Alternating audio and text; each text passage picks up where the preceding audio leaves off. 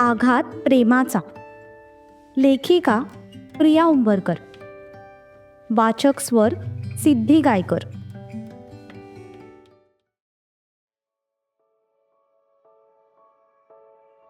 फक्त एक क्षण ज्याने सगळं काही बदलून जातं. कोणीतरी अचानक गायब झालं होतं, तर कोणाच्या तरी मनात अनामी काळजी जागी झाली होती. शोध तर सुरू होता, पण उत्तर अजूनही सापडलं नव्हतं. नात्याच्या या धाग्यांना एक अनोळखी वळण मिळत होतं. पुढे नेमकं काय घडणार होतं?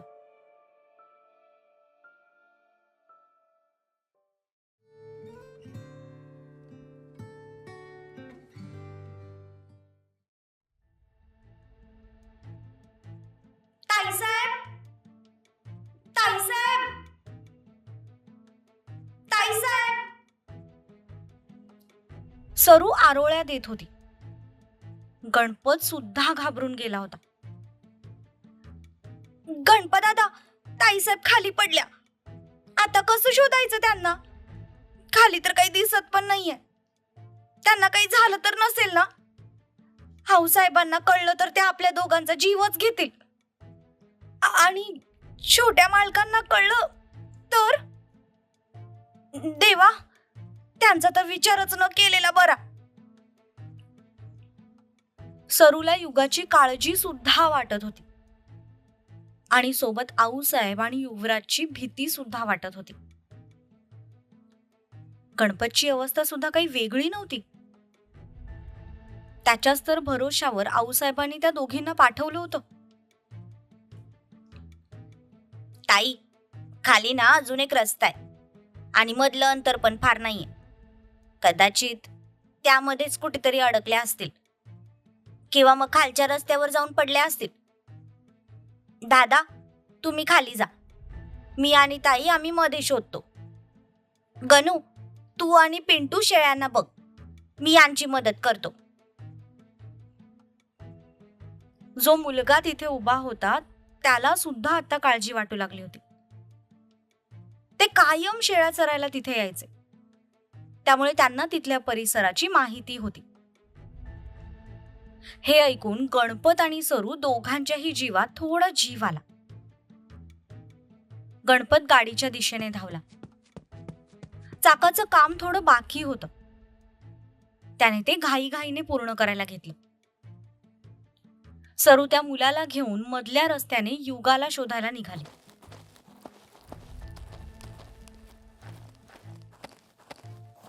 युगाला आवाज देत देत ते हळूहळू झाडांचा आधार घेत खाली उतरत होते.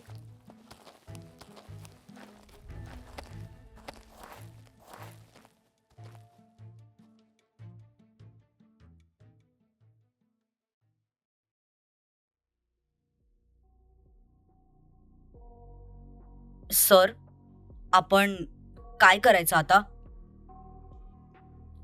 सक्षम एका ठिकाणी जमीन बघण्यासाठी म्हणून गेला होता, जिथे त्यांना नवीन प्लांट सुरू करायचा होता.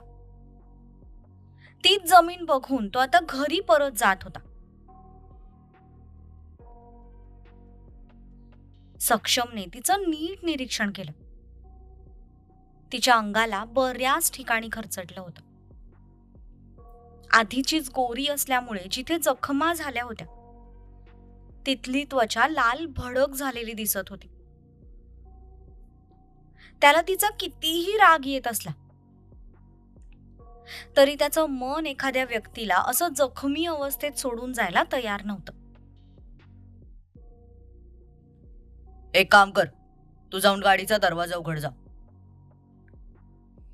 तसा ड्रायव्हर घाईघाईने गाडीकडे निघाला.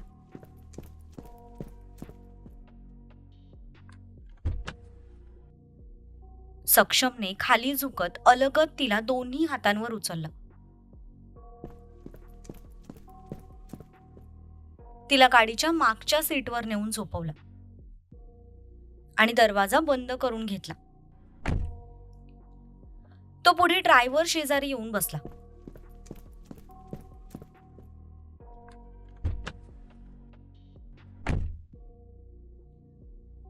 तो बसताच ड्रायव्हरने लगेच गाडी सुरू केली आणि ते घरच्या दिशेने जायला निघाले.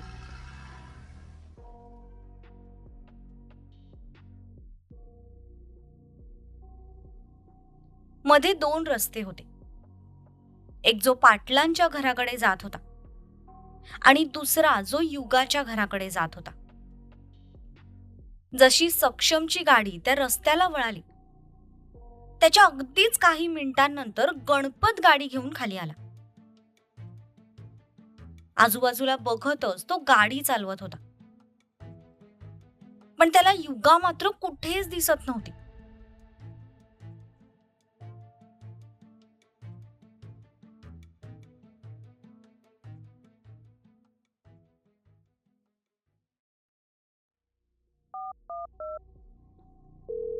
सक्षमने दर्शला फोन लावला.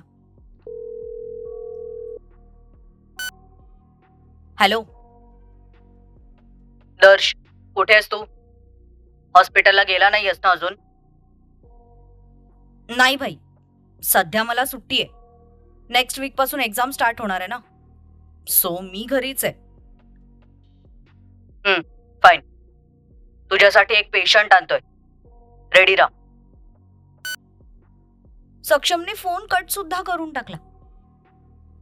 पण त्याचं बोलणं ऐकून इथे दर्श संभ्रमात पडला. माझ्यासाठी पेशंट? कोणाचा ब्रेन खराब झाला आता? आणि भाई त्या पेशंटला घेऊन घरी का येतोय? त्याने तर त्याला हॉस्पिटलमध्ये न्यायला हवं ना. दर्श आता लवकरच ब्रेन सर्जन होणार होता. त्याची फायनल एक्झाम फक्त बाकी होती.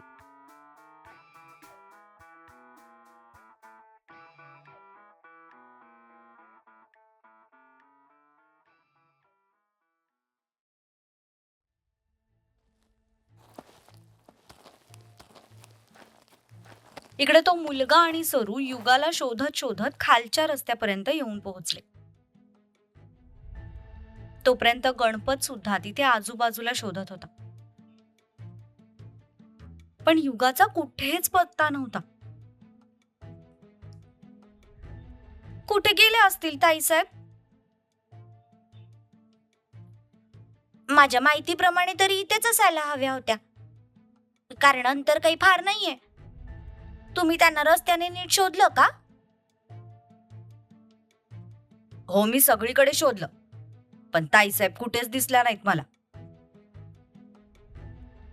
बरं, आपण पुन्हा एकदा शोधूया.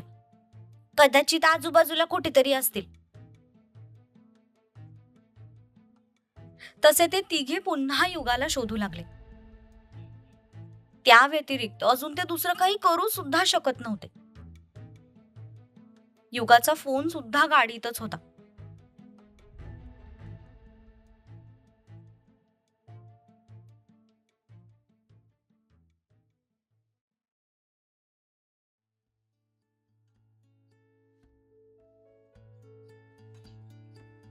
इकडे पाटलांच्या वाड्यात सगळे दुपारच्या जेवणासाठी जमले होते.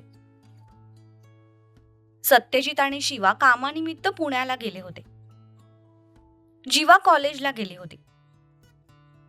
तिने ग्रॅज्युएशन नंतर ज्वेलरी डिझाईनच्या कोर्ससाठी ऍडमिशन घेतलं होतं. त्यात तिला जास्त इंटरेस्ट होता. ध्रुव साहेबांना मात्र अभ्यासात फार काही इंटरेस्ट नव्हता. त्याच्या दृष्टीने त्याला अभ्यासाची गरजच नव्हती. आपल्या घरच्यांनी आपल्यासाठी भरपूर कमावून ठेवले, त्यामुळे आपण तेच पुढे न्यायचं, या विचारांवर साहेब पाऊल ठेवणारे होते. त्यामुळे त्याला वाटेल तेव्हा तो ऑफिसमध्ये चक्कर मारायचा. ऑफिसचं काम शिकण्याच्या नावाखाली तिथल्या पोरी ताडणे हा त्याचा आवडता छंद. आज दुपारनंतर सूर्या त्याला एका मीटिंगसाठी नेणार होता, म्हणून ते सुद्धा घरी होते.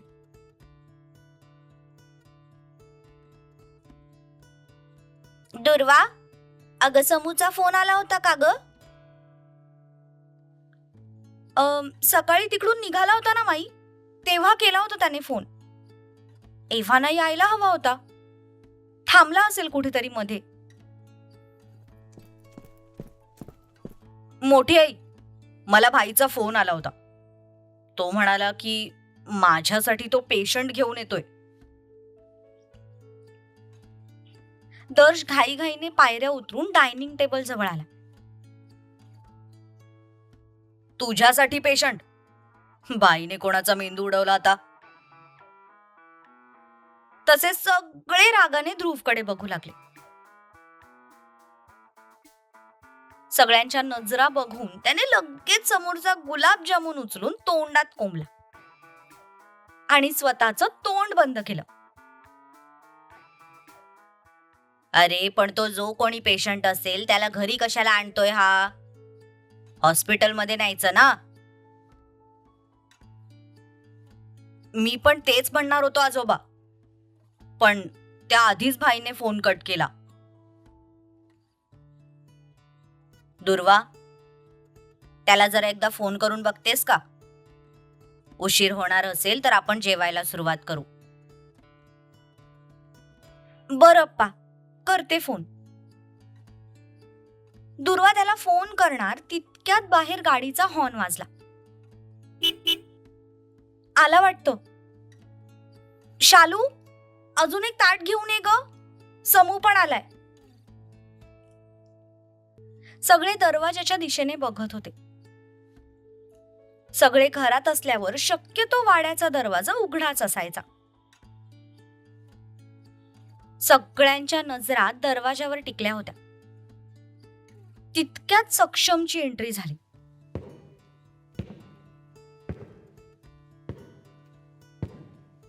पण जसं सगळ्यांनी त्याच्याकडे पाहिलं तसं त्या सगळ्यांचे डोळे भले मोठे झाले.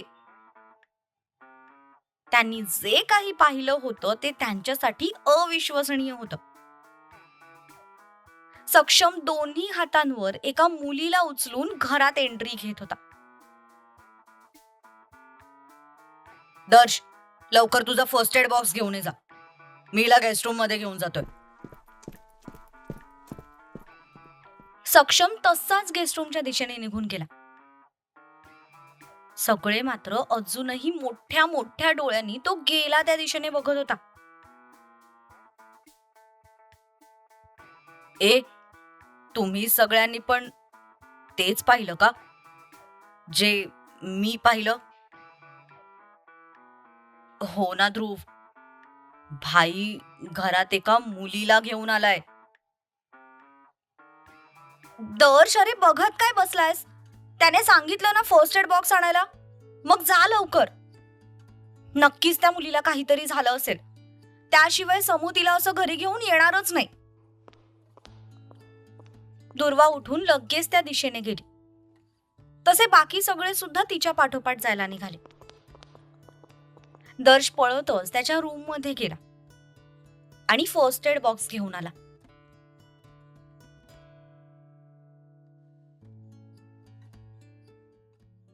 सक्षमने तिला अलगद बेडवर झोपवलं. तिची पोटावरून बाजूला सरकलेली साडी नीट केली. पण ते करताना त्याच्या बोटाचा स्पर्श तिच्या पोटाला झाला. तसं त्याने लगेच त्याचा हात मागे घेतला. हो गॉड, हिच्यामुळे काय काय करावं लागतंय मला. कधी डायरेक्ट अंगावर येऊन पडते, तर कधी झाडावरून पिकलेला आंबा पडावा तशी वरून टपकते. पोरगी आहे की वादळ. त्याला तिचा राग सुद्धा येत होता आणि तिच्या जखमा बघून तिची काळजी सुद्धा वाटत होती.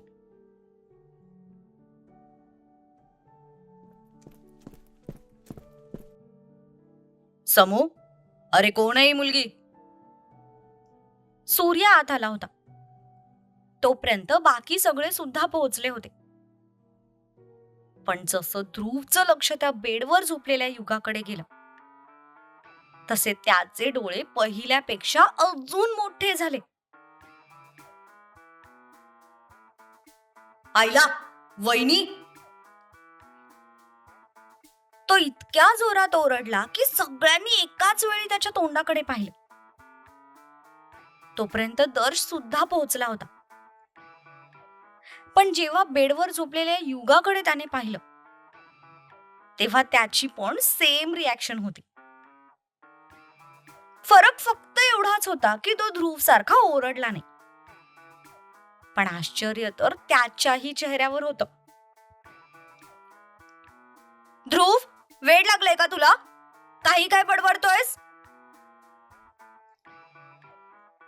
ताराच्या ओरडण्यावर ध्रुवला त्याची चूक समजली. दर्श, अरे बघत काय बसलायस? तिचे पल्स चेक कर आणि तिच्या जखमांना पट्टी लाव. माझ्या माहितीप्रमाणे ती फक्त घाबरून बेशुद्ध पडले, पण तरी पण एकदा तू चेक कर. तसेच सगळे पुन्हा आश्चर्याने त्याच्याकडे बघू लागले. तो स्वभावाने केअरिंग आहे हे सगळ्यांना माहिती होतं, पण पहिल्यांदा ते एखाद्या बाहेरच्या मुलीसाठी त्याला इतकी काळजी करताना बघत होते. त्यामुळे सगळे आश्चर्यचकित तोंडाने त्याच्याकडेच बघत होते. हा भाई, बघतो. दर्शने हातातला फर्स्ट एड बॉक्स बाजूला ठेवला आणि तिचे पल्स चेक केले. भाई, पण नक्की झालंय तरी काय? सक्षमने सगळ्यांच्या तोंडाकडे पाहिलं. सगळ्यांच्या तोंडावर सेम क्वेश्चन होता, म्हणून त्याने घडलेली सगळी हकीकत त्यांना सांगितली. अरे पण तिला इतकं लागलेलं असताना तू तिला घरी का घेऊन आलास? हॉस्पिटलमध्ये न्यायचं ना. तसा तो सुद्धा विचारात पडला.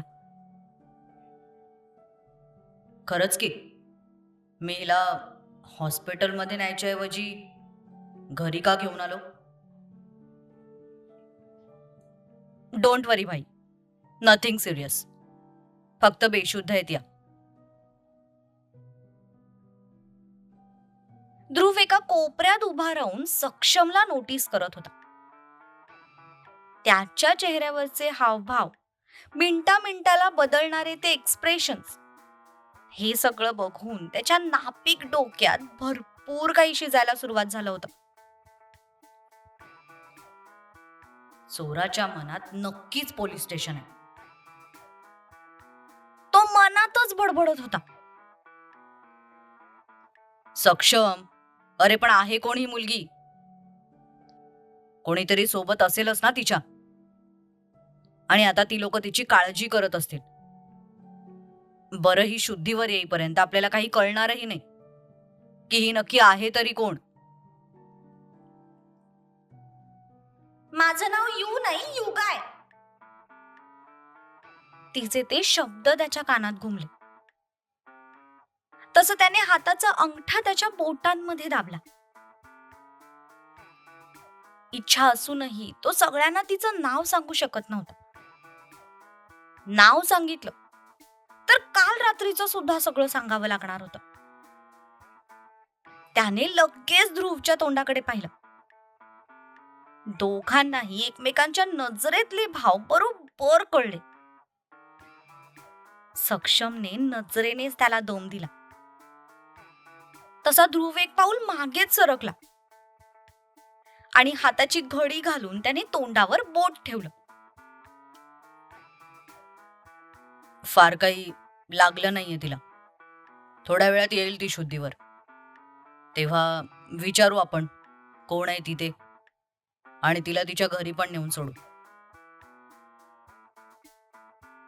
दर्शने तिला जिथे जिथे जखमा झाल्या होत्या तिथे तिथे मलमपट्टी करून ठेवली.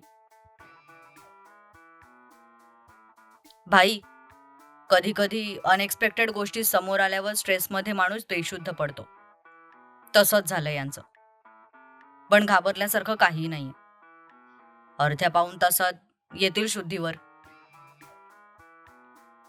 बर, चला मग आता आपण सगळेजण जेवण करून घेऊ. एकदा युगावर नजर टाकून सगळे एक एक करत बाहेर निघून गेले.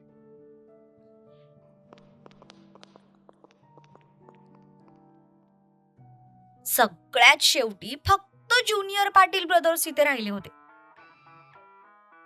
आणि तिघेही एकमेकांच्या तोंडाकडे बघत होते. आय नो, तुम्ही तिला ओळखलंच असणार. पण खबरदार, काल रात्रीबद्दल घरात कोणालाही काही सांगाल तर कालच नवीन 2 बुटांचे जोड घेतलेत मी.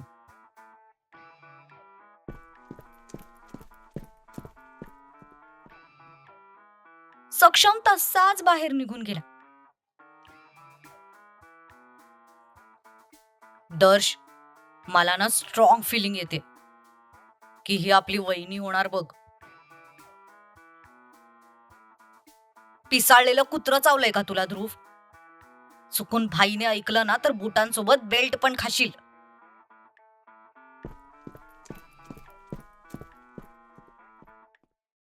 दर्श सुद्धा त्याचा फर्स्ट एड बॉक्स घेऊन बाहेर निघून गेला.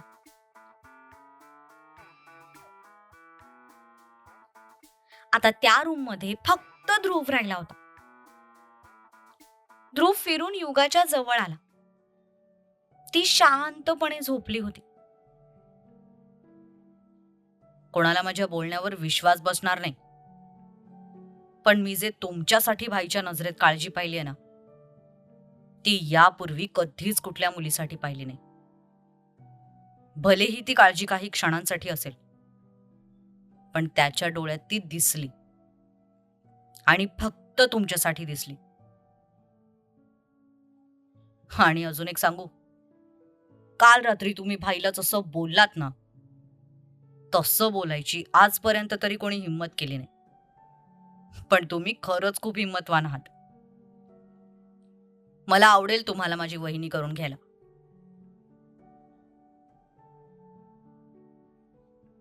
ध्रुवने तिच्या अंगावर ब्लँकेट टाकलं आणि तो सुद्धा बाहेर निघून गेला.